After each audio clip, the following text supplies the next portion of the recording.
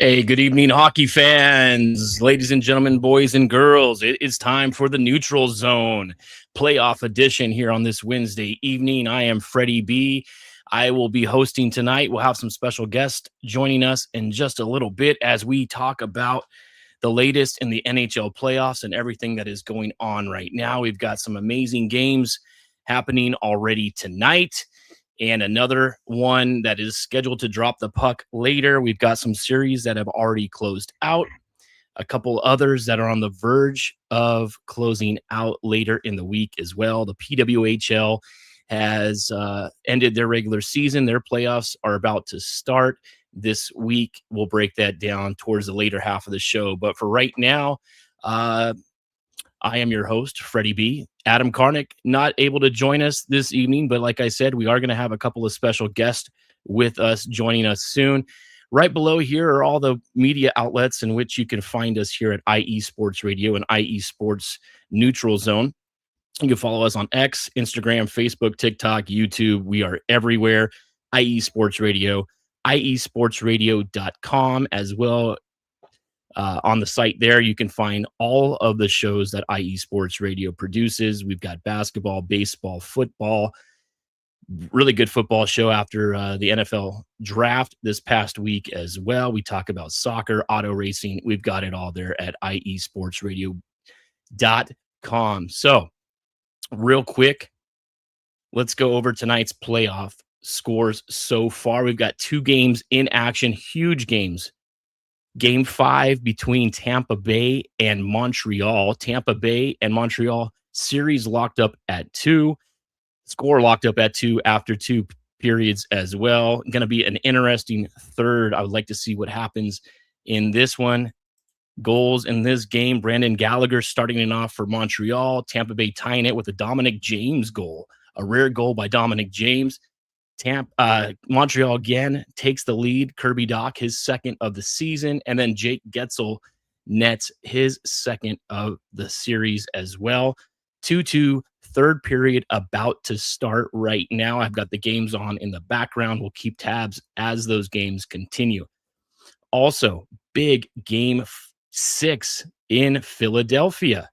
The Flyers, who had a 3-0 series lead over the Penguins, are tied at the end or towards the end of the second, a minute 18 left there, 0-0, no score. Fantastic game. Can the Penguins survive and force a game 7 after being down 3-0 to start the series? We'll talk about that in just a bit. And then the nightcap tonight, we've got Vegas hosting Utah. This has been a back and forth series. I really can't get a feel of how this series goes. Utah had a chance to go up 3-1, but lost in overtime at home in game 4. They return now to Vegas. I think the Knights have the advantage, but again, I have no idea how this series is going to go. But if I had to put money on it, I would pick Vegas to win tonight. So without further ado, let's bring in our guests here this evening. We've got Adam S. and B Mad Dog. Let's see here how to get everybody on the screen here. Let me get that off. Tonight is on my Hey, how are you gentlemen doing here? Great. It's a gorgeous 90-degree night in South Texas. Gorgeous night. Oh, that's beautiful. Yeah, nice warm weather there. It could be worse, I'm assuming. How is it over in your neck of the woods, Brian? It is a lot better. Finally, they're up in the higher 50s, not as rainy or cold. So it's the kind of weather I'm looking for. It takes a while to warm up compared to other parts of the country. Right. I can't complain about the weather so far. So, guys, what's hotter right now? Is it the temperatures or is it this series? Have we seen Boston get back into this thing? Has Buffalo let this series slip away? Guys, what are your thoughts on this right now? I can let you go first, Adam, or me. Okay. I see how it works. No, I will tell you this. To me, last night, 2 big things happened that shifted momentum in that game, and that was one, Oslin going down. Mm-hmm. He wasn't a goal scorer, but he was that spark plug those lines needed. Mm-hmm. And when he went down, and the lines were forced to shift up, you could see the change. They know McLeod's the burner. They know Tage is the guy who's going to whack one past you at 98. They know Darlene is a feeder. He'll try and find his shots. Yep. Oslin was that wild card. We lost that wild card. The other thing that I noticed, and maybe it's just me, I'm not, but it seemed to me like Boston threw their best punches at us all night. They did. Yeah. And we took them all, and they still needed an overtime cherry pick and breakaway to beat us. Cherry pick and break. Yeah. Yeah. But, I looked at it last night. I could have swore he was offsides, but, if you break it down, if you Zapruder film that, okay, maybe half of an inch of his skate blade is still touching the blue line. But no, it's the good news is, like I said, they get the extra day. So everybody kind of gets to let last night go. Right. They'll play Sunday in Boston. Here's the thing. We've already proved we're not afraid to play in Boston. Mm-hmm. So, and the other thing I've noticed, playoff wide, so far home ice hasn't meant a lot. It hasn't. We've seen that in all the series so far, really, except for the the 2 number 1 seeds doing their business. But I wanted to ask about last night as well. Referees kind of, swallowed the whistle. There were some pretty blatant looking calls, in my opinion, that were disregarded. And that could have had a big outcome on this game. Obviously, you don't want to end the game or make a controversial call, giving a power play to one team or the other, especially late in the third or into overtime. But Adam, give me your opinion on that. And then Brian, I want your take as well, because it went both ways. It did. I will say this. The referee swallowed the whistle for both teams. There were a lot of hooks, a lot of trips that were not called.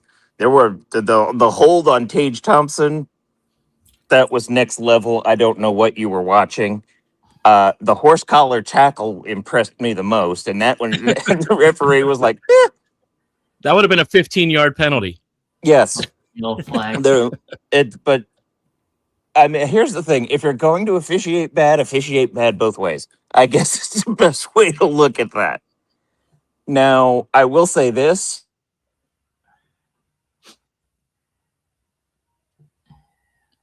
What?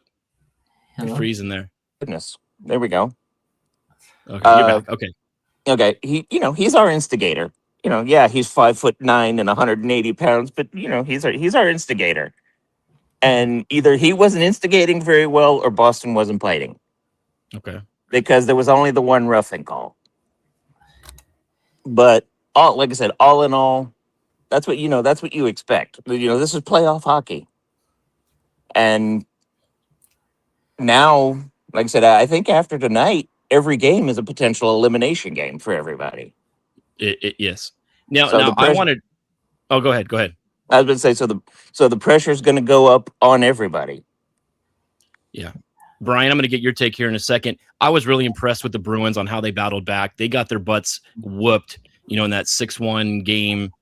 Was that game 4, Game right? 4. Yep. Yeah. And I thought, this is the Buffalo team that we had seen rolling in through the last few months of the season, playing to their caliber. And then, have that little hiccup. You never want to lose a game at home and then have to go to, the opponent's arena after they've won and saved off elimination. The good thing for the Sabres is they do have that ability of hosting a Game 7 if it gets to that. Now, Brian, give us your take, being a Bruins fan. What have you seen this series? And, what can we expect out of the Bruins going forward? I'll be honest with you. Marco Sturm has done the best he can elevating a young team. 5 years back, if you talk about the Bruins leading by Marchand, Chara, and Bergeron, those guys, we're one of the oldest teams in the NHL. Now, after last year's disastrous postseason locker room drama aboard, Marchand no longer with us, Charlie Coyle no longer with us, but we get in a lot of young guys, including fleecing Toronto for Brandon Carlo, who we could get a number 1 pick. But there's Fraser Minton has been really great for us in the He has been. Bruins, but an unspoken hero that no one seems to talk about. He reps up the physicality. The fourth line has been outstanding this series, except for the disastrous Game 4 first period, which you probably loved, Adam. Zadorov has been getting the crowd going. He's been getting in the faces of Tooch and Thompson of Buffalo. It's been a great series all around. Last night's Game 5, I feel like both teams are very tired, especially when you had going from Game 4 to 5, but both teams get an extra 2 days off, which didn't help the Bruins. But I think this time around it will. We out-hit them last night, but we still needed overtime to beat the Sabres. The Bruins have been playing better on the road. It has amazed me. They were awesome at home all year long, one of the best clubs at home, one of the worst teams on the road with Marco Sturm's club, but that all shifted this postseason so far. And I saw a statistic last night, a tweet on Boston Sports. One fan says, whenever the Celtics win, the Bruins lose, or vice versa. Both teams are 4-1 on the road and 1-4 at TD Garden, which is supposed to be great home field advantage. I promise you, Friday. I don't think it's going to be a blowout. Pasternak did show up. He has been showing up clutch for Boston Sports, especially when you think of that game-winning goal against Toronto a few years back. Yes. He hasn't shown up in the playoffs historically unless it goes to overtime. Let's hope we don't need that Game 6 or potentially 7. But has been saving their butts all postseason long, including last night. But Hampus Lindholm helping Swayman with the 5 minutes left in the third period, which should have been a one-timer goal on the Sabres, kept it a 1-1 game. And I've been very impressed with how the fourth line has played, especially when Geeky hasn't been playing his best all season long, but he had a crazy blue line goal, which I couldn't believe went in. I know the Sabres fans didn't. Oh, yeah. Surprised it's 3-2 right now, because I thought if the Bruins were going to lose the way they play Game 4, but hockey is funny like that. Home field advantage hasn't seemed to work. Look at the Penguins-Flyers series. The Penguins blew the first 2 games at home against the Flyers. And exactly. Well, yeah, you talk about last game, Brian, and the physicality, and the Bruins out-hit Boston 43-7. So they, came out there, throwing that body around, trying to dictate the style of game. And I think that is going to be beneficial as long as you stay out of the box. You just have to stay disciplined. Don't take any, unnecessary penalties. Had a real bad penalty where he really hit the guy, those Sabres with, I think it was Krebs or whatever. He hit him with the stick and had a real bad penalty, which got the first goal for Buffalo last night with that one-timer. He's been making some great plays, but he's got a lot of penalty minutes for the Bruins. So he does. That was a power play goal, by the way, the first one in April for the Sabres. The first one in April. Hopefully the Sabres are now 1 for 40 on the power play in April. That's nuts. I can't believe that. And they had some legitimate chances in some of these games early in the series as well. And I thought, if they can't get a power play goal going, they got to rely on 5-on-5. Yeah, and that's what I wanted to ask Adam. Do they stick with Lyon, or do they go with Ukko-Pekka Luukkonen in Game 6? I think, like I said, they stick with Lyon for Game 6. Okay. He's been solid. He's got about a 950, 955 save percentage. So, he's doing good. And the nice thing about Alex Lyon is he doesn't I don't want to, UPL is, GK1. There's not as much pressure on Lyon. He doesn't know what he doesn't know. To be honest, he reminds me of Dominic Hasek a lot. That butterfly, flop around. I'm going to put my body somewhere to keep this puck out kind of goalie. Exactly. And I will say he's being helped a ton by the defenseman. I haven't seen Boston get too many second chances on a ricochet. And usually if they do, it's a pile. Same thing on the Bruins end. If Swayman makes a stop, the next thing you see is 2 white jerseys and 2 navy jerseys, and it's just a dog pile in front of the goal. I think Lyon stays in. He's doing a good job. Now, do you got to worry? The thing with that is, are you doing psychological damage to UPL if you need him? I don't think so. We've been flip-flopping goalies all year. Okay. I think UP remains number 2. I don't think Ellis is going to move into goalie 2. No. But let's just say, like the first two games of the series started with, Boston getting out to multiple goal leads, a 3-0 and I think a 4-0 lead in games 1 and 2. If Buffalo goes down early on Friday in game 6, do you make that goalie switch? Does Lindy Ruff make that switch, or do you try to, those are those kind of decisions that, could either go in your favor or could really burn you on the backside. And we saw, when Peter DeBoer did that last year, pulling Jake Ottinger, after he let those early goals in that game, obviously it cost him his job.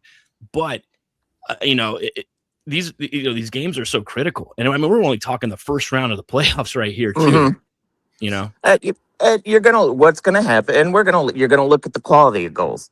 Is it a UPL 3/4 of the ice? I wasn't paying attention and it skipped over my leg pad goal, or is it the defensemen aren't doing their job and I'm doing look at Swayman in game 4. He went off on his team before he went to the locker room to cool down. He's basically like fellow in that game too, and he was screaming at all the players. But he was left out to dry on a few of those goals. He wasn't responsible for all of that. I'll bring up, and it's kind of been helping the Sabres by hurting the Bruins. An unsung hero for the Bruins, obviously, Patrice Bergeron was known for winning faceoff. All regular season long at home, Pavel Zacha was known for winning faceoffs, but he's losing at least half of them to Buffalo, and it's kind of costing the team because Geeky and Pasternak carried that team last year when no one was doing their job for the Bruins. And Charlie McAvoy, believe it or not, he's a veteran now. He's not a young guy from BU anymore, and Peake's got to get a lot better. Mason Law has been awful all year long in this series, creating a lot of turnover, especially at the first period of Game 3. If those young defensemen can stay off the turnovers, it's anyone's game. If they don't, Buffalo could take Game 6 easily. Yeah, and that's the thing. Oh, I was about to say it. Yep. Boston did a great job. It reminded me of not the 8-7 Tampa game, but the game after that one. Boston seemed to move 4 guys up to the red line anytime the Sabres took the puck. They're basically saying, no dump. Your defensemen are going to have to be defensemen. Yeah. Tage, if you can beat 3 of us, go for it. And that, to me, that was a huge difference. The Sabres had a very difficult time getting out of neutral ice all night. They had a few that got past. They had, like I said, but if you look for like breakaways, I don't think we had any. No, there weren't any odd man chances. Every time somebody touched a puck, there were 2 white shirts within arm reach of them all night. Now, can Boston sustain that? We'll see. I've got a sneaking suspicion we might be making a phone call to Rochester to bring in a replacement for Osland. Maybe get some guys from Providence to play up and give Hagen some playing time for them. I think they're going to bring up Costa Hellenius to cover the hole that Osland's had. It looks like if he's not done I think he's probably done for the year, because this is sounding high ankle sprain or knee injury ish, lower body injury. Yeah. But when Lindy says he's out for a while, that's not, oh yeah, we'll tape him up and he can go, or he might be ready next series. Now I hate to say it, but I think the kid's done till next season. And even if unless it's they make the cup and it's one of those coach does the Ronnie Lott cut my ankle off, I can get a prosthetic skate kind of thing, But no, I expect them to probably call Hellenius up or see how Metza's feeling. Like I said, to kind of plug that hole. Okay. I haven't seen anything official yet. I know there's still another day of a rest for the 2 teams before we get into that game on Friday night. But yeah, I think it's an outstanding series so far. Been really entertaining. All these series so far in this first round of the playoffs, outside of the 2 number 1 seeds, doing what they were expected to do, have been outstanding. Do you guys have a few minutes that you want to stick around and we could talk about some of the other series? Good. I could hang around some more. You guys want to do that for a little bit? I just want to break. I can finish up the Eastern Conference with you. Then I got to go take care of the creatures. Let's do that right now. Let's talk real quick. Game going on, third period just starting. Tampa Bay, Montreal. What is your take on this series? 2-2. Again, I cannot get a read on this. You know, the first couple of games go to overtime. They split the series. It's been really tight, very tight game. I expect, Tampa Bay, to come away with this one here at home tonight. I don't know if that's going to happen. I don't know, if Montreal can sustain, continuing to play this style as well. They're up 3-2 right now with 10 minutes to go. Alexander Texier picking up a goal, putting them up. They're 10 minutes away from taking a 3-2 series lead and taking this back to Montreal. Now, Adam, your take on this? As advertised, this is what I expected. I expected this to be a 7-game series. I mean, these are about as equally matched teams as you can get in the East. The second most equal matchup, I would say, is Tampa Bay and Buffalo, because they're both capable of scoring, like that. Yeah, all three teams were separated by 2 points. Yeah. Montreal and Tampa Bay being tied at the end of the regular season.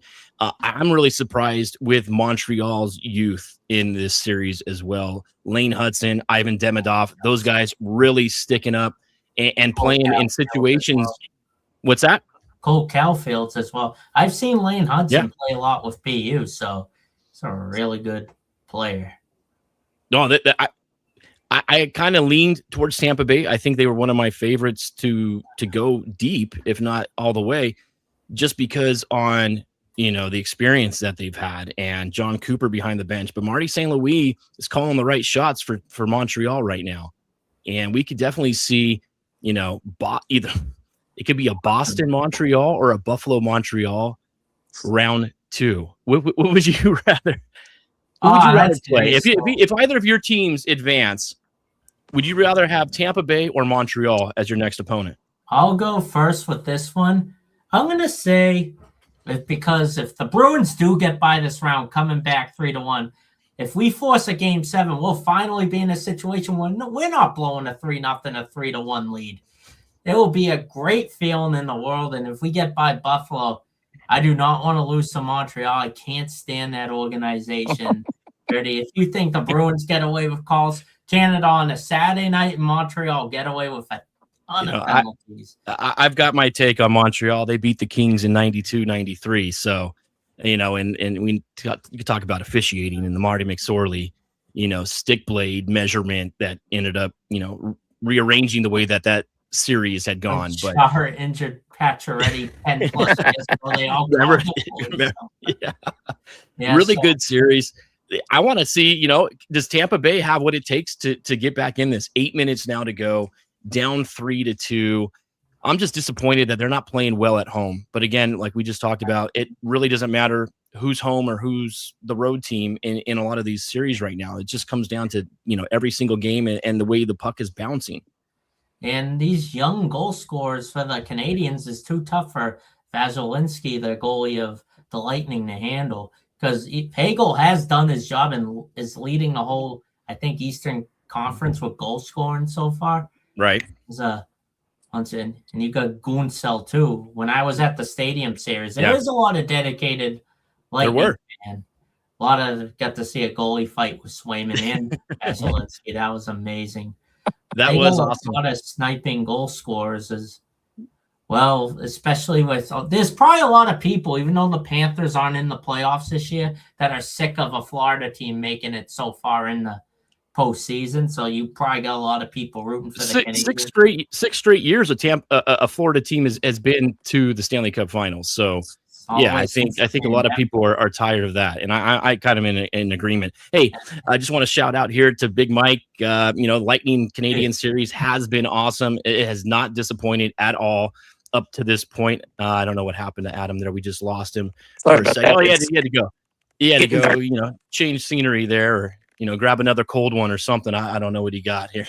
I needed some backlight. It's getting dark here. Oh no, and I'm out back. You're fine. You look great. Okay, real quick. Now let's shift over to the game that's also going on as we're talking. Philadelphia, Pittsburgh. Flyers up 3-0 early in this series. Pittsburgh has battled back. And we're about ready to have a third period of all time, proportions, I think, here in this battle of the two Pennsylvania teams. 0-0 deadlocked right now. Can the Penguins rally back and force a game 7 and potentially be the fifth, team in NHL history to come back from 3-0? Well, I'll be honest. John Henry sold the Penguins, so I will root for them to tie against the Flyers. I can't stand that guy. But a lot of people, I respect the hell out of Sidney Crosby, what he's done for his whole career, and you still got Malkin on that team as well. But he hasn't done much this series, and the Flyers, it's their first postseason like the Sabres in a long, long time. And Philly fans are passionate, even though they can be jerks, but Boston fans can be too, as we all know. So it's been a very physical series as the fans don't like each other. It is like Red Sox Yankees for the state of Philadelphia. I mean, state of Pennsylvania, I should say. So I thought, yeah, go ahead. These whole series has been great in the East for the most part. And I don't think we expected either team to be up 3-2. The Flyers were looking like the odd team out during the Olympic break, but they stormed their way towards a playoff spot. As a Ocean, he's been an underrated player for a long time, and Tippett has been contained a lot in this series so far, but those guys make it. Anything can happen, but the Penguins got that killer instinct right now, coming back after giving up 3 at home the first 2 games. I hope it's for game 7. See Crosby on a Saturday night try to preserve his legacy, and you'll get the talk of, is this the last time you see him in a black and gold jersey? Yeah, I think, I was really shocked when they started this series so poorly, and I was big on Pittsburgh coming into this because of the core 3 with Malkin, Crosby, and Chris Letang. This was their last go around, and they've really, they've come together the last 2 games with picking up big wins, a lot of physicality. We're right now 17 minutes to go in the third, still tied 0-0, and Pittsburgh just killed a huge penalty against Philadelphia right now. So we'll see what happens. They were kind of in that goalie situation as well. Stuart Skinner started the series. Arthur Silvos comes in. I thought Skinner may be getting the start again, but Silvos is playing tonight. 22 saves, nothing past him so far. Adam, your take on this series, and who do you think could wrap it up? I think when the Penguins went down 3-0, I think emotion kicked in. Sid can't go out like this. Why can't go out like this? Now the question for me is, how much is left in that tank? How much did you burn to get it back to 3-2?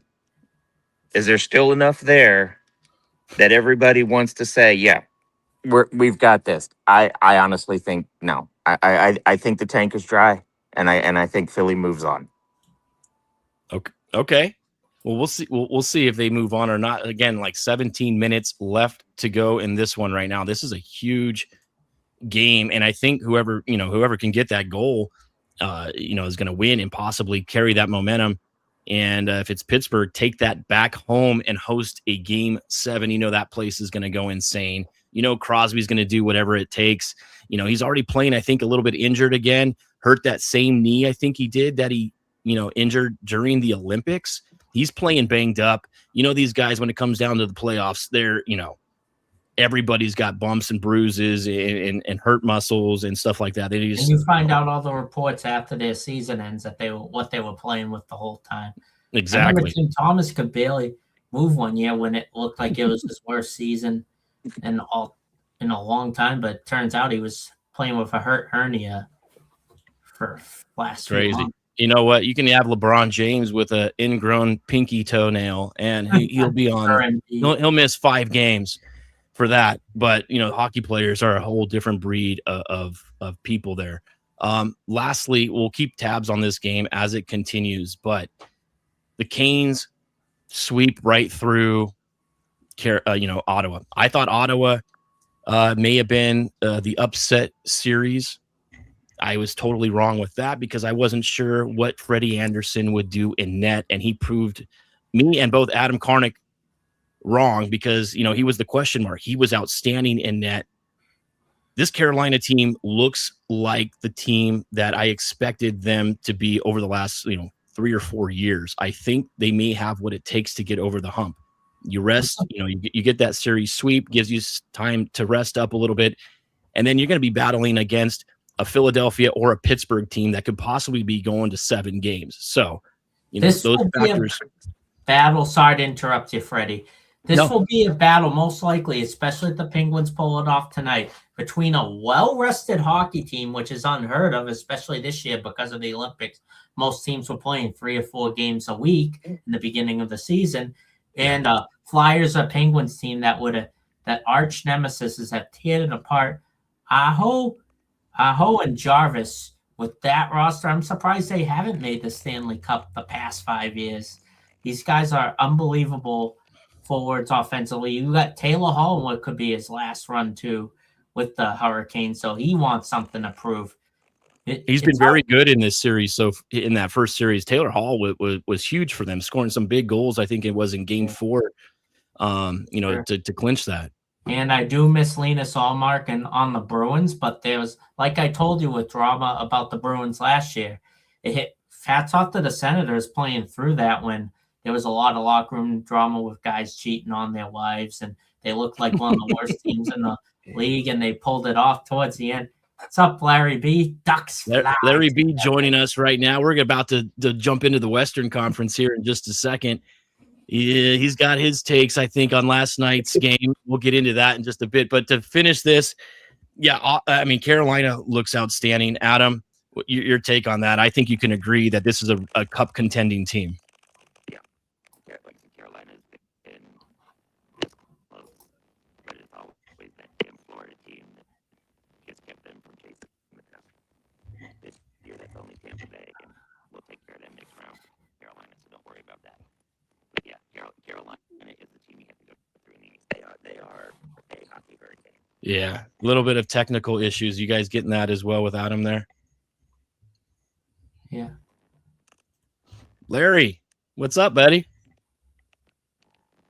Wait, you unmuted. Sorry, man. I was waiting. I was waiting. I was all like, okay, well, I guess I'm all right. I'll jump right in, man. I'm trying to keep all these triggers here going and putting all the things on the screen and doing this. The hosting part is a lot difficult, when you're doing it. Fun, ain't it? It is fun though. Absolutely. So, okay, we covered the Eastern Conference. We'll touch back on these scores here.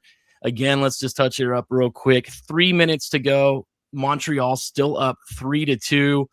14 minutes left in Philadelphia, still tied 0-0.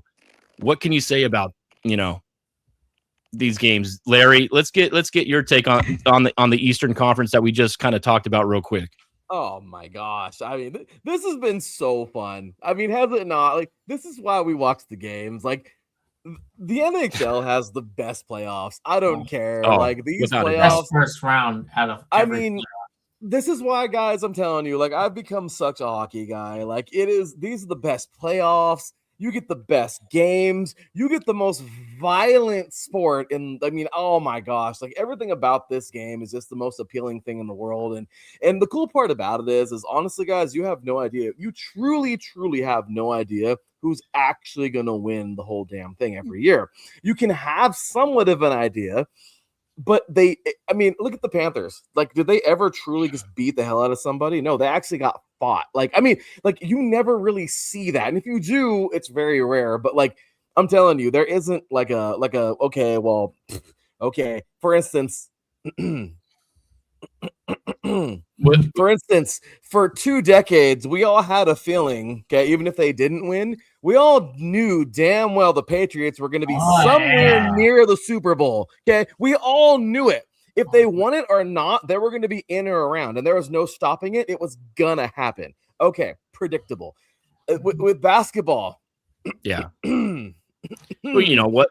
It was the same thing with the Red Wings. They had a 25-year playoff run, from the mid 90s up into the 2010s. The Red Wings were that team.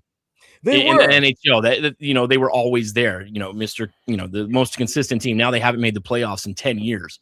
But yeah, the NHL, like you said, Larry, it's so unpredictable. We could see, teams that you think, could be hot. The Dallas right now, I don't know what to think of the Stars. That team is so wishy-washy. I hope, Minnesota just goes out and closes that game in game 6 so we can just end this, because the Dallas Stars are one of the most frustrating teams in the league. I have no say in the Stars. I could care less about them. I mean, they're a good team. I like them a lot. Great players, 240 goal scorers in Robertson and Johnson.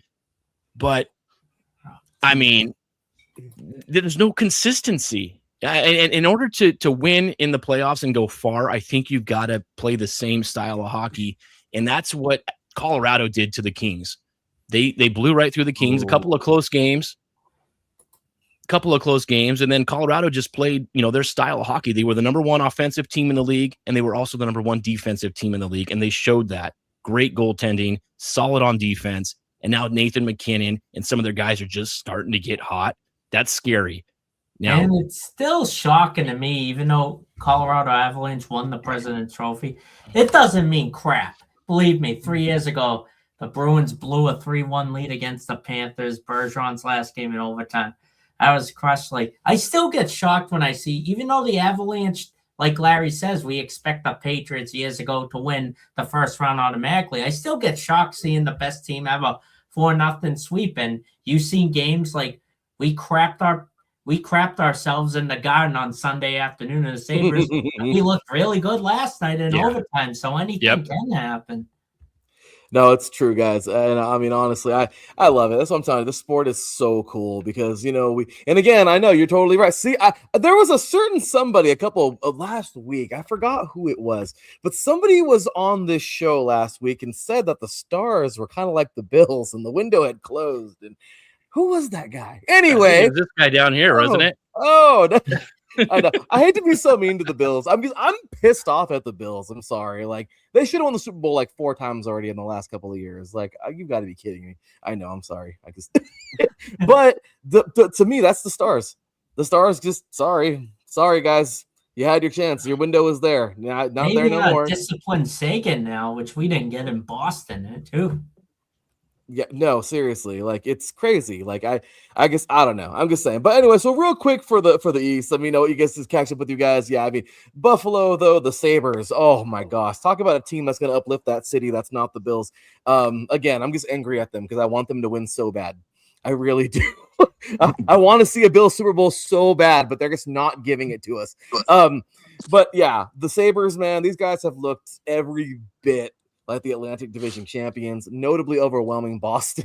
I'm sorry there, buddy, but Lindy Ruff's squad, it's playing with a terrifying mix of speed and physicality. I mean, the Bruins showed their original 6, though. I mean, they looked good in game 5. I mean, that was a crazy 2-1 overtime victory, to send it back to Boston. But right now, I mean, Buffalo, oh my gosh, their offense is averaging 4.2 goals a game. The series is just, I don't know. Buffalo is just rolling. So, I mean, we'll see how far. Take away Swayman on our team, that series would have been over already. Oh, yes. I mean, they're facing the Bruins. I mean, now this is a Bruins team that has successfully slowed down the pace, but how much longer? So you're right. I mean, how much longer? Who else do we have? The fun game, the Lightning and the Canadians. Oh my gosh, I had fun listening to you guys talk about them. But yeah, this has been a goaltending duel for the ages. This is like a pitcher's duel in baseball. This has been so much fun seeing these guys. It's crazy, man. Seeing these two go head to head. I loved the picks in this one, and my gosh, nobody likes Montreal. No, but they're just. I agree. They're a good team. They showed it. They played one of the strongest, last 30 games of the season of anybody in the league. I mean, they worked themselves into the 3rd seed in the Atlantic.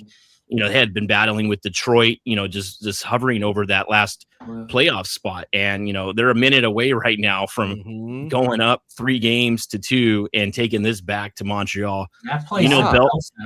Bell Center is going to go completely ape shit if they get this up there with a chance to close it out. It's going to be tough for Tampa Bay to overcome. Oh, it is. It definitely is. And that's why it's just been fun, but here we go. I mean, Tampa Bay is a team that I thought was really going to be, something at least. But yeah, overall, guys, I mean, it's been fun. I mean, overall, I guess finishing up in the East here, I mean, that's been a really, really fun thing to watch. Those guys going head to head. Who else? My gosh, I'm losing myself. Pittsburgh and Philly. Oh, well, that's been fun. Oh my gosh. I don't know. When it comes to those guys, I mean, again, we talked about the Battle of Philadelphia, and we talked about that last week. And overall, I mean, right now it's game 6 is actually what I'm watching right now. We're in 10 minutes. 10 minutes to go in this one. Yeah, I mean, Philadelphia has that 3-2, and I mean, honestly, that was the pick. These guys look good. Actually, no, it was not the pick. I'm sorry. They were the younger squad. I thought, honestly, that that Pittsburgh would kind of finish this thing by now. But, they've really – the Penguins have clawed back. They've got back to really gritty wins. This really – the Battle of Philadelphia – the Battle of Pennsylvania has really lived up to its name. I mean, with over 120 penalty minutes – handed out through these 5 games. Who was? Did you see the picture? I don't remember who it was. I think it was Eric Carlson. Had the shirt on and it said "No cups in 50 years" or something like that. Did you guys see that? He was wearing like a Flyer logo shirt and it said "No cups for 50 years" or something. Oh, I love it. These 2 teams definitely hate each other. There's no doubt about that. So the next 10 minutes of this game is going to be in 9 minutes to go now. Empty net for Montreal. They're about ready to close this one out. No, that one's about to be over. But yeah, Philly right now looking to close it out at home tonight. Pittsburgh is trying to force that historic game 7. See. Sidney Crosby is leading all skaters in the series with 8 points right now. Surprise, surprise. Proving he can still carry the Penguins on his back, but when facing elimination, but let's see, So, I mean, really, these are all fun. I love it. The Canes and the Senators, Carolina just they took care of business. Poor they Sens. Yeah, the Senators never had a chance in that one. Oh my gosh, that was a beatdown from hell. The Hurricanes were I'm thinking about it, man. They were the first team in the East to move on. They put on a puck possessing masterclass. I mean, Ottawa played just with desperation the whole damn game. You can't win games. A couple of those games were close. I think they sent a couple of them to overtime, but Carolina's just an elite team and they're a masterclass, like you said, Larry. And the Eastern Conference is going to have to go through them. We've got some powerhouses and obviously Buffalo and whoever else that they end up playing, if Montreal or Tampa Bay. But yeah, a lot of good stuff in the East. Real quick, let's shoot over to Vegas, Utah. Game 5 tonight. Utah. Right. I got to take off. I got to take off, gentlemen. Thank you so much for joining us, Adam. We'll be touching base here shortly. Go Sabres. Go Banana Slugs. Banana Slug. That's right. I switched. I had to get rid of the goat head, so I'm going Banana Slugs. Okay. If you remember that god awful Sabres logo that we had. Yep. Yeah, like I said, the Buffalo Banana Slugs. But looking forward to Sunday. Looking forward to seeing you guys around. Yes, we'll try to do this again. Maybe we'll get together Sunday night and do like a recap. We need to do something kind of in between every other Wednesday. So maybe, gentlemen, we can get together and do something again. Maybe we'll be talking Game 7s. We don't know. So yes, Adam, thank you so much. Appreciate it. We'll see you in the chat later on. All right, take care, brothers. Hey guys. Awesome. All right. Switching gears to the Western Conference right now. We had a comment right here from Cooler. Good buddy of mine tuning in tonight. He's at the Knights game and he's like, I'm going to my first playoff game, baby. What do I expect? He asked me, do I take the over 5.5 goals? And I said, yes, lay the money on the 5.5 because I think there's probably going to be at least 3 goals scored in the first period. Yes. I think it's going to be a 4-3 kind of game. We may see overtime again. I don't know if we're going to see that or not. Larry, your take on this series. Have you followed it much? It's been really entertaining as well. I thought Utah was so close to getting that stranglehold and going up 3-1, but then they lose that game in overtime, a game in which, should been still going on. Kirill Vamelka, I thought, made the save. The puck squeaked by him. They tap it in for the empty netter in overtime, but really good series. What do you expect out of this one tonight? Oh my gosh. I mean, first things first, is that all you have to do is just leave Arizona and you become a good team? Is that it? Is that the deal? Good ownership, a fan base that's going to support you. Oh my God. And make some key, draft picks, make some nice moves in the offseason. Utah has made a lot of moves, and Adam and I talked about that in the beginning of the season, that I thought Utah was a team that was going to make strides, and they sure enough have. They've held this Vegas team in check, but I think that's going to change, and Vegas is going to flip the switch tonight and get back to where they, the Vegas that we expect of them. Yes. I think Mark Stone is going to have a big game tonight, but I wouldn't be shocked though if Utah does their thing. I mean, this whole series is so unpredictable. I don't know who to take. It's just fun watching because the team I think is going to win ends up losing. That's the nature of it, isn't it? And I feel so bad for the Coyotes because it could have been them, you know what I mean? But they had to move to Utah and make this happen. It sucks, but no, the game 5 tonight. I mean, look, man, in their inaugural playoff series, the Mammoth have proven they belong. Like, they truly have proven they belong, and after falling behind 3-0 in game 4, Utah, like you said, stormed back with 4 straight goals to force overtime. I mean, dude, that was crazy. Like, Vegas stormed out to a 3-0 lead, and the next thing you know, it's 4-3 Utah, and I'm like, oh crap, they could end up winning this game. And then they, gave up a late goal and the overtime. But Utah's showing a lot of heart. They're very young, and that could be the downside for them. But again, you could all throw that out the window because the Flyers are a very young team, and the Pittsburgh Penguins are the veteran team. Yeah. Flyers were dictating the beginning of that series. So, it's crazy, man. I mean, Shea Theodore with that game winner was amazing. The series has been honestly the most entertaining, like, back and forth in the entire West. This is the series to watch. I mean, okay, yes and no, but this series has been so much fun to watch. This series has been outstanding. I think the Dallas-Minnesota series is still great as well.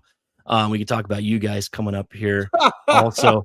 But, yeah, I'm looking forward to this. This one's going to drop the puck here probably in the next 15 minutes or so, and we'll keep track of this one as it goes on. But let's go real quick.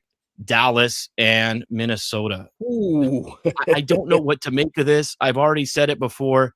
Minnesota now leads 3-2. They're heading back to Minnesota to close this out at the XL Center or whatever it's called now. I know. I think they can get it done. I think this Minnesota team has what it takes and will close out the Stars. They had their chance, dude. I'm sorry. The Stars had a couple of years where they were so good. And again, I do not believe in this team. I don't. And like I said, I hate to be so mean to the Bills. I do. It's terrible that we're saying we can't believe in this Dallas Stars team, but they were like the second or third best record in all of hockey. And we're saying we can't believe in them. Sorry.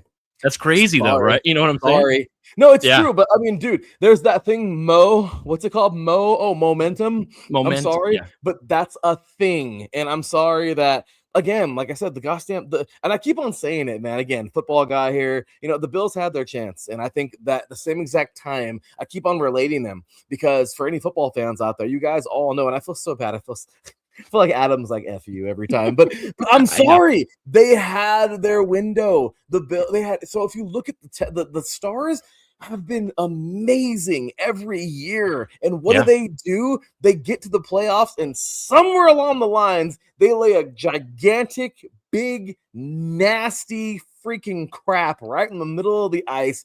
And they look like a big horse's ass. Like, I mean, I'm sorry. Like, that's just what they've been doing. How can you argue with what's been going on? I don't see any rings on those fingers over there in Texas. I don't see anything. And I'm sorry. Again, okay, I'm an a-hole. Whatever. That's fine. I'll agree. My wife will agree with you probably the most. Okay? Is what it is. Exactly. But I'm just saying, like, whatever. Like, call me what you want.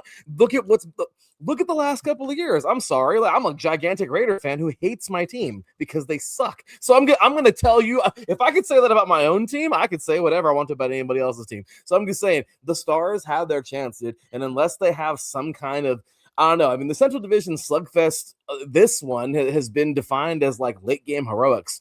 You know, the Wild took control of the series with a massive Game 5 road win in Dallas, and Kaprizov, that guy has been the X factor. You know what I mean? Like he has been. He's been outstanding for them. Yes, sir. Dude, look at he's scoring the overtime game winner in Game 4 to shift momentum, and Dallas is now facing like a must win at, what is it called? Grand Casino or some crap. What is it? Which one? The stadium where they play. I forgot in Dallas. Anyway, yeah, I forgot what it's called. But I don't know. United Airlines. United Airlines. I forgot what it is. I don't know. So many of these goofy names. Anyway, Minnesota though, man, these guys have been elite on the penalty kill. Like, you have to, and look, I know I'm going to sound really stupid, but I am like an extraordinaire, and I don't care. I'm not even that good. I don't care.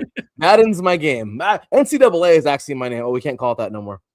But it's back. But it's back. College back. football is my game. But I have been playing NHL 26. I played 25, 24. I've bought NHL for the last like 5-6 years. That's like the funnest game you'll ever play. And I'll tell you right now, it's so much. But even if you don't know anything about hockey, that game will make you happy. I'm sorry. It is such my kids enjoy playing that game as well. They just like, skating around and it's awesome. It's a great game. Absolutely. I've been playing it, back in the day, 30 plus years. Oh, crap. NHL 94, Sega Genesis. That's old school. Greatest hockey game ever made. remember the mutant game where they had the souls? Yes, the mutant hockey, and they had a football one too. That was so much fun. Those were good ones. Those were fun. But no, man, I mean, Minnesota has been. I mean, again, the reason why I even bring that up is because if you play a game of NHL, okay, like on your Xbox or PlayStation or whatever you got, you realize something real fast in hockey.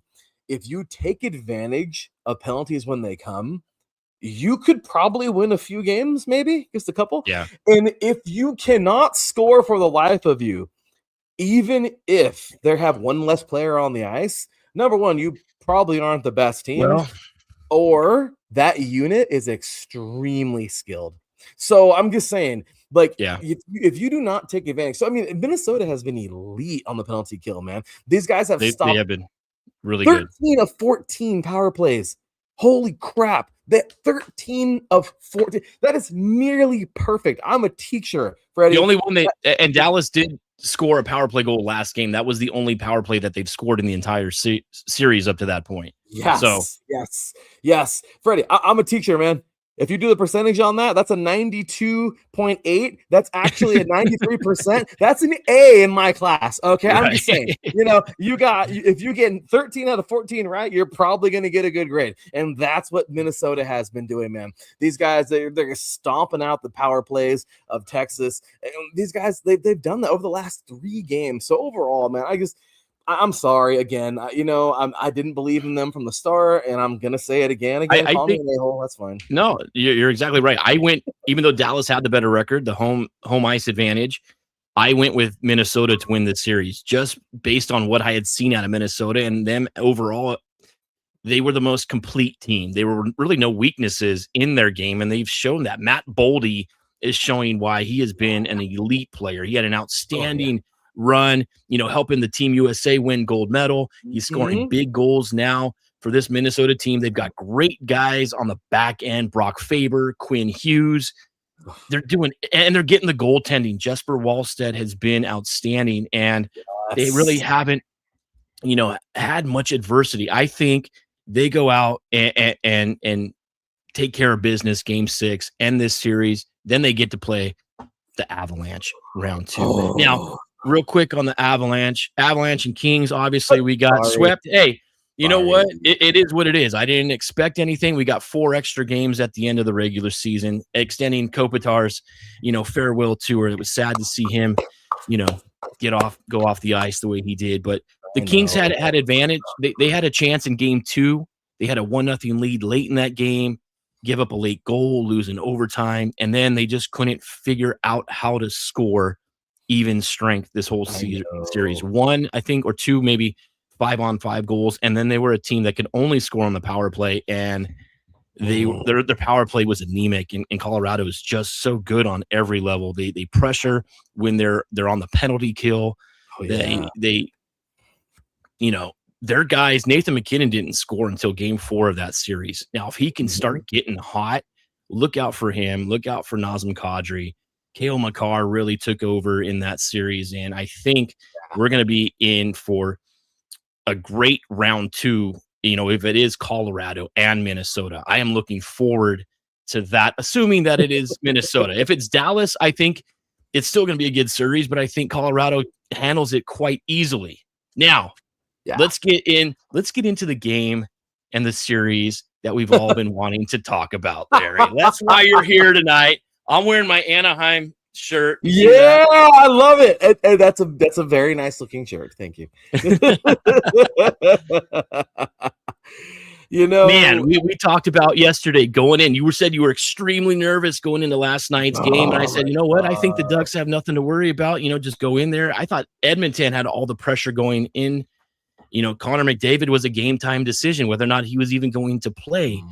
Turns out he played, and he made dividends in that game. Edmonton coming out with an early lead. The Ducks, that was their worst game of the series. And if you're going to get a stinker out, do it while you have a 3-1 series lead, right? Yeah. You're coming. Not the Ducks team that I had seen earlier in this series.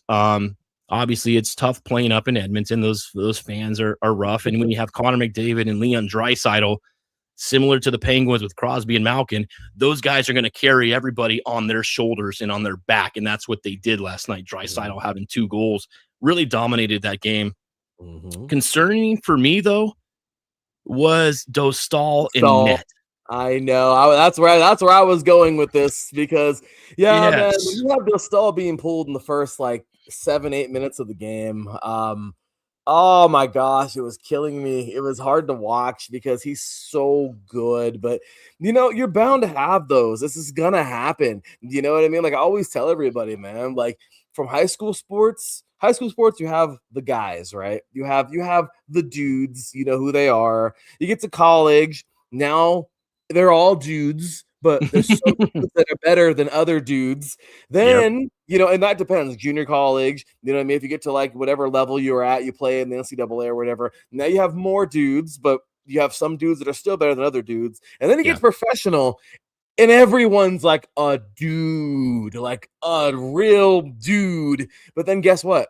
Then you have the ones who even outshine on that level, and those are the real dudes. You know what I mean? Yeah, and at the end of the day, you're on the ice or the field or the court or whatever sport you're playing. In this case, you're here on the ice. You know what I mean? Dostal's a dude. They all are. But at the end of the day, you know what, man? He's out there he's a lion on the ice with other lions, and he unfortunately he didn't have the best game. And do you think that these guys aren't going to take advantage of that? They know that if they would have lost last night, bye. So damn well that they were going to take every single shot on net they possibly could. And last night they backed a cat into a corner, man. Home ice. Did. I mean, what did Anaheim expect? Did they seriously think, oh, we're up 3-1? No, dude. You're gonna walk right over them? No, not at all. No, they came out.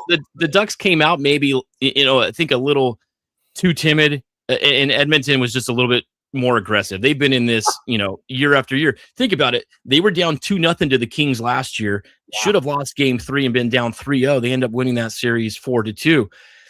Edmonton's been here before. There's no way they're going to go out, that easy. And a series clinching game is the hardest game to win as well. Oh, yeah. I think for the Ducks, though, a good thing is they're going to have that day off, come back home, play at home, a raucous Honda Center. It's going to be just a killer atmosphere. Got to score the first goal of the game. I think that is critical, because you don't want to be playing behind the 8 ball again against this Oilers team. They've been there before.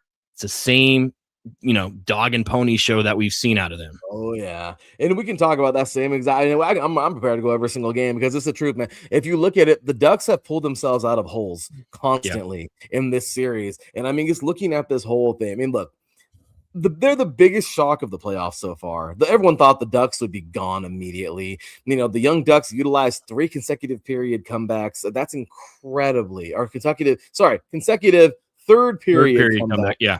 To push this high-powered Oilers team to the brink, man. I mean, Edmonton stayed alive, well, obviously last night with that dominating 4-1 victory. But they're still one loss away from a massive upset. And Anaheim, their depth, I mean, their depth and depth scoring and goaltending of Destaal. I mean, Destaal, he's been great. It's just last night. But they've really been the story. To me, the key stat here is the Ducks lead the NHL with the playoffs they lead the playoffs with 9 high danger goals, man. I mean, proving their young core isn't afraid to go dirty. You know what I mean? Against these monsters of Edmonton. I think we got to see more out of some of the other guys on the Ducks. I mean, Mikhail Granlund and Cutter Gauthier, you can't rely upon them to single-handedly contribute most of the offense. Troy Terry needs to step up his game. Where's Chris Kreider? I haven't seen it. He's disappeared. This is a 40-goal scorer in his career. Where has he gone? They need him now as well. You still have, I think they're better defensively than Edmonton is.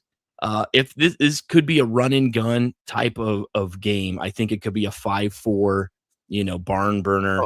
I would love that. And then the Ducks come away and get that series, that the fans are going to erupt there. They haven't seen this. The Ducks haven't been in the playoffs in 8 years. It's been a while. Haven't seen the Stanley Cup since I graduated high school. I mean, the only one, so I mean, so my major storylines for this, for all these games so far, number one, the goaltending duel. Dostal, even though he fell apart last night, look, he's been the rock for Anaheim, particularly, I mean, even in game 4 where they withstood like late game, like that barrage from McDavid to force overtime. I mean, look, at the end of the day, Edmonton, they're, like I said, desperation in game 5, and they chased him from between the pipes in the first 10 minutes. Cool, but he'll be back. The transition offense, honestly, Anaheim's transition offense, man. The Ducks have successfully exploited Edmonton's defensive lapses, man. I mean, really specifically in game 3 and in game 4 by turning transition sequence into high danger goals. I mean, these guys have really been on it, man. Anaheim, they lead the playoffs. Like I said, on these goals, they look good. Another one here, Edmonton's survival instinct. I mean, the Oilers are really leaning heavy on their veteran core to survive right now. Obviously, game 5, we saw what they did. McDavid and Draisaitl. I mean, these guys, they played to their absolute best ability. Special teams battle, that's really dictated the momentum of every game. Anaheim, they won game 2 by being the +2 on special teams. You know what I mean? Like, so while Edmonton, they use clinical power plays in game 5 to just stave off elimination. That's it, Larry. You got to stay out of the box. Be the more disciplined team, and you're going to have, better scoring chances. You don't want to be, taking retaliatory penalties, putting yourself, down a man, because Edmonton is so lethal. You want Edmonton to make the stupid mistakes. You want Darnell Nurse to play like Darnell Nurse and take bonehead, slashing penalties or after the whistle kind of penalties. That stuff's fine as long as it's a good trade-off. You take a third liner or a fourth liner of the Ducks and you get one of their guys off in exchange. That's cool, but you don't want to be taking stupid, selfish penalties. And I really think that the Ducks need to play the most disciplined game that they have played all series in game 6. And I think if they do that, get the early goal, that they could win this game. And, Edmonton is a team that panics when they're trailing. I mean, they could come back in lightning quick fashion. They do have the offensive capability to do that. But at the same time, they have a short self-destruction button that if they go down, you could see that start playing out and they go into meltdown mode. So I'm hoping that's the Oilers that we see, because if that's the case, then Anaheim has a good chance of coming away with this, and winning this series. I completely agree, man. I mean, really, at the end of it all, it's like you said, can the Ducks maintain their composure, and finish the upset at home, or will the Oilers experience that? Will their experience, bring that legendary Game 7 comeback? And let's just be real. It's a big possibility if the Ducks play like they did last night, for damn sure. The pressure is squarely on, on the veteran Edmonton squad, really, to survive one more night in a hostile Honda Center. That's what I would think. But at the end of the day, really, is this, I don't know. This is a scary one. Because again, dude, I couldn't help it. Last night I was extremely nervous because I was. Let me see your fingernails. Do you have any left? No, they're gone. I guarantee you they're gone. And it sucks, man, because I really, really want. Oh my gosh, I want this team to look. If this happens, I mean, we're going right to either, and I'll be honest with you. Look.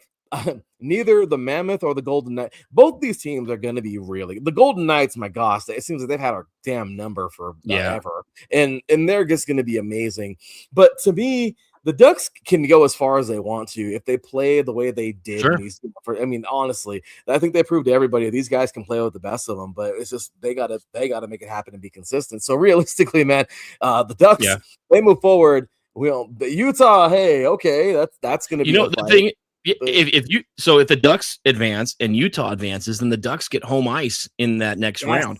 If it's against Vegas, though, Vegas will get home ice, and then I mean, give me Utah and the Ducks, man. I want to see this. I want to see the Anaheim fans go ape shit. I want to see the people in Utah go freaking crazy. I mean, they were standing up. I was watching that game last night. They're standing up for 3 periods. They're not even sitting down. I mean, the fans are so intense. They're loving their Mammoth up there, and it's so good for the sport of hockey and everything like that. That they're being successful, and it's just great for the sport. But again, I'd rather play. Take care of what's at hand first. Win tomorrow night, and then you can scoreboard watch and see what happens. But you got to focus on themselves there. Larry, do you want to take a break real quick before we finish up on the PWHL? That sounds good. We'll take ourselves a quick break. Ladies and gentlemen, we'll be right back. You are watching the Neutral Zone right here on IE Sports Radio. Your direct feed for all that is sports. We'll be right back after this.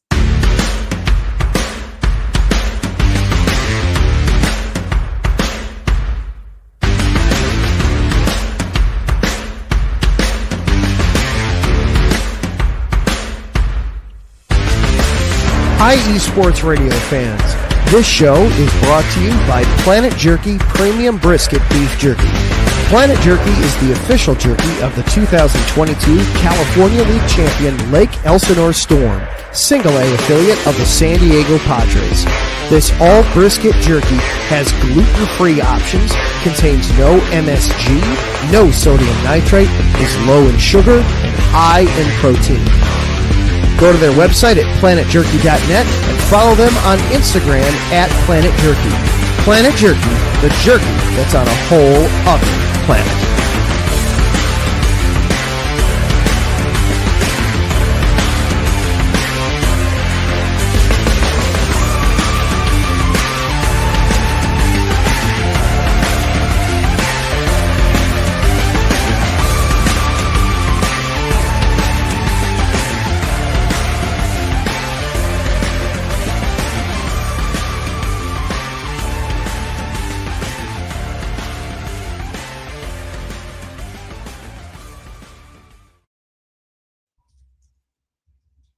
And we are back. Woo! I was trying to get a tweet out there, man. You're just blowing through this show here tonight. It's crazy. Thank you, Larry, for joining and helping out here with this. I think it was a great show. So much going on. I'm looking forward to watching this Vegas game. It's about ready to kick off. So is overtime of Philly and Pittsburgh. I got to watch that. Got to watch Sid. Hopefully the Penguins could force a Game 7. I mean, they have a chance to be only the 5th team in NHL history to come back from a 3-0 series deficit. The last team to do that, the 2014 Kings, first round against the San Jose Sharks in route to their second Stanley Cup. So awesome stuff out of that. I can't wait to see that. Hopefully, we'll be able to watch the end of those games here. But yes, sir. To end the show here tonight, let's talk about the PWHL, because the PWHL just ended their regular season, a fantastic season. This year, we had 8 teams in the league, 4 advancing to the playoffs for the Walter Cup, and our playoff matchups are set. And we've got Boston taking on Ottawa. Boston, the Fleet, the awesome goaltending. Aaron Frankel has led the way all season long. I think Boston rolls Ottawa in this series, but the series I'm looking forward to is Montreal, Minnesota. The Frost, who are back-to-back champions, playing Montreal in a great series. That series for Minnesota starts on the road in Montreal. So, Larry, your take, how are you on the PWHL this year? Love it. Montreal, the number 1 seed right now. They come in looking strong. The Frost, number 3 overall. Look, the Frost are chasing that 3-peat, man. Lead by league chasing score. I mean, Kelly Pennick, man. I hope I always butcher the name. I hope I don't. But 33 freaking points, man. Montreal gets a massive boost with the return of their captain. Yes, she's amazing, and really, she came off. Just came back just in time. So I mean, really, that is huge to me. That is like if you're gonna watch any series, my gosh, that's the one. But realistically, I don't know, man. Montreal is so damn good, and this team, it's kind of just feels like they're just kind of have a date with destiny, man. I don't know. Yeah, that's what I think. At least they look good. Yeah, I think so too. I think Boston handles. They start their series tomorrow at home at the Tsonga Center, 7 p.m. Eastern. They'll be taking on Ottawa there. Ottawa just barely getting into the playoffs. They had to battle on the very last day of the season in order to secure that 4th spot. And then Saturday, we've got game 1 of Minnesota at Montreal at the Place Belle at 2 p.m. Eastern. And then game 2, Ottawa-Boston on Saturday as well at 7. So, Larry, you like Boston and Montreal to come away? Is that what I'm hearing from you? Yeah, I do. I mean, obviously, you look at Boston. I mean, they're the number 2 seed right now in the series. I mean, look, overall, man, the storyline for this one for me is, Boston obviously returning for that 1-year absence anchored by Annie Frankel. That elite ending 19 wins this year. I mean, look, they face Ottawa. That team, they surged late to clinch that final spot over Toronto. Exactly. They're good, man. So I mean, overall, this is going to be fun. That's where I'm at with this one. It'll be really cool to see it. But yeah, I think Boston, Montreal, man, why not? I mean, look, they already hate each other. I mean, look at it. We heard it from our resident Bostonian earlier, Mr. Brian Francione. You know what I mean? Apparently there's some bad blood there, I guess. So, but yeah, no, this is going to be fun. I don't want to discredit I mean, honestly, this is going to sound kind of mean. Look, they both made it, but I don't think the Senators. I don't think the Chargers are going to be much better than the Senators. Okay, you're absolutely right. I think, yeah. Sorry, they both made it, but they both are probably going to exit early. But the real series, I mean, I hate to say it like that, but the Frost. Oh my gosh, Frost and Montreal are going to be a lot of fun, man. But realistically, I do believe, Montreal, Boston should be fun. I mean, overall, look, we're going to see what happens. That's kind of where I'm at. But overall, I mean, look at how cool. I just want to point something out, though, really fast, man. Yes. I mean, look, since the PWHL is the pinnacle, of women's hockey, nearly every North American player of these playoff rosters played for a top-tier NCAA program. And I just want this out because again, over on 3 and Out, we glorify, and I am talking about freaking glorify, the Max Preps top 25 teams. We're talking Modern Day, we're talking St. John Bosco, we're talking all these teams from around the country too that are also extremely good, not just the ones here in SoCal. And we glorify Division 3, Division 2, the NAIA, both the 3C2A and the NJCAA, all the way up to the FCS and the FBS. I mean, we talk it all the way to the NFL. So you better believe I'm going to love that college deal, So it's really cool because, the women in this sport, man, like it's so cool to see. They played for these big teams that participated in Frozen Fours, across the 4 teams, Montreal, Minnesota, Boston, and Ottawa. There's are like dozens of these Frozen Four alumni here, and it's cool. Absolutely. Who do we have? I mean, my gosh, because off the top of my head, man, Minnesota. Well, we saw these teams both, in the Olympics as well. Team Canada and Team USA. Where everybody except for maybe like 2 or 3 girls were all playing in the PWHL. Exactly. Or, and they all came from collegiate hockey as well. So yeah, fantastic stuff out of these women. Too good. We've got NHL Stanley Cup playoffs, which are, the elite. I don't even know how to say it. They're like, it's the greatest, it's the hardest trophy to win in all of sports. It's the greatest, most pristine trophy, in my opinion, as well, to win the Stanley Cup. It's the hardest. It's 2 months of, action.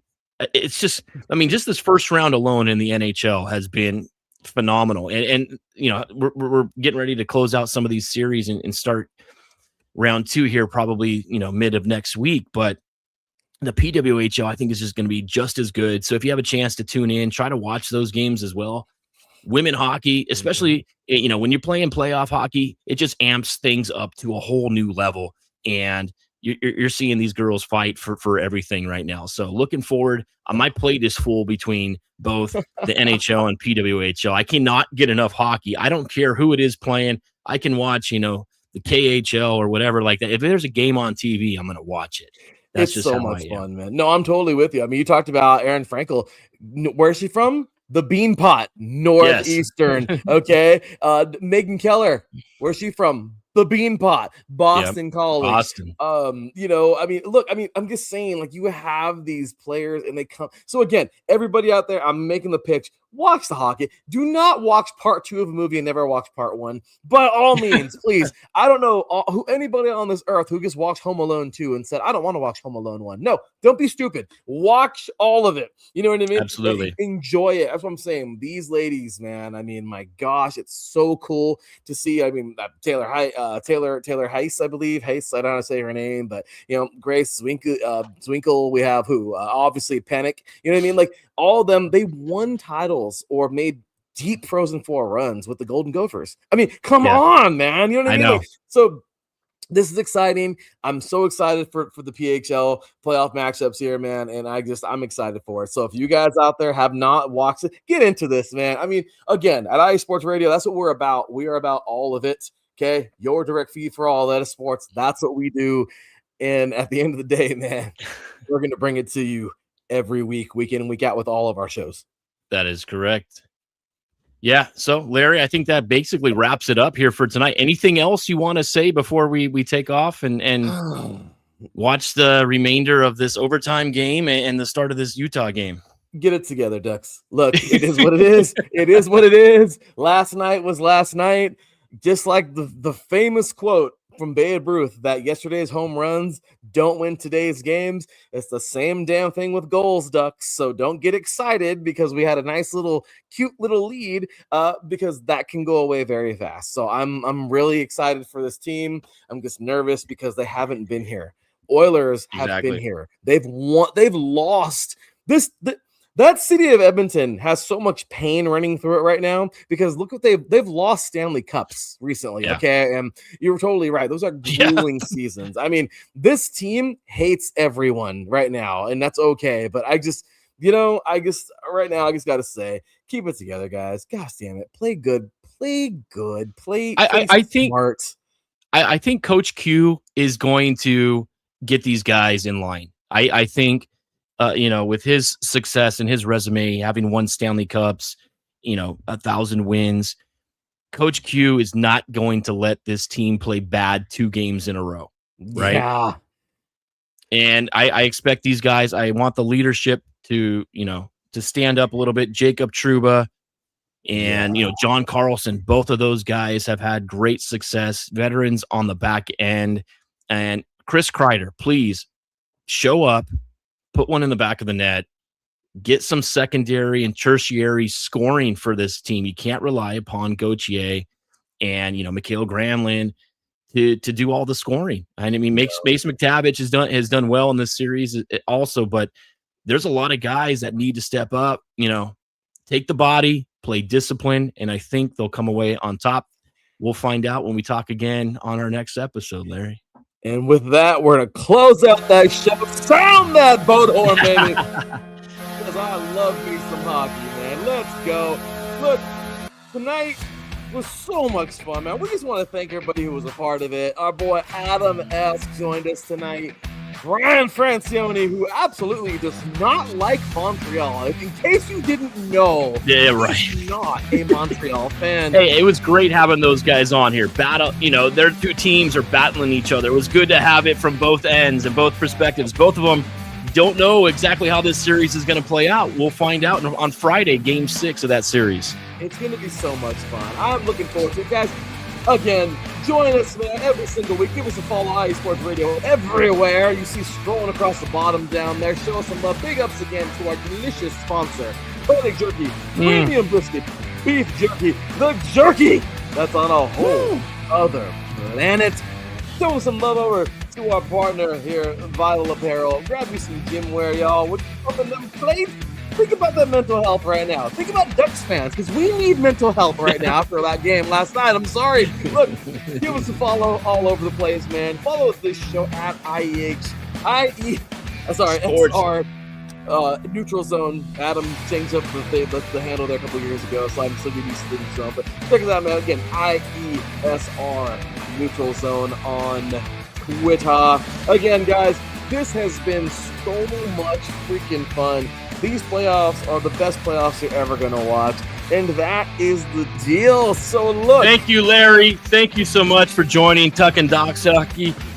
Let's do it again. Maybe we'll do a show Sunday or something like that. Get another pre-show in before our next show next Wednesday when Adam Karnik comes back and joins me here on the Neutral Zone. But I'm Freddie B. That's Larry B. We're the Neutral Zone, guys. Thank you so much. Let's go watch some hockey.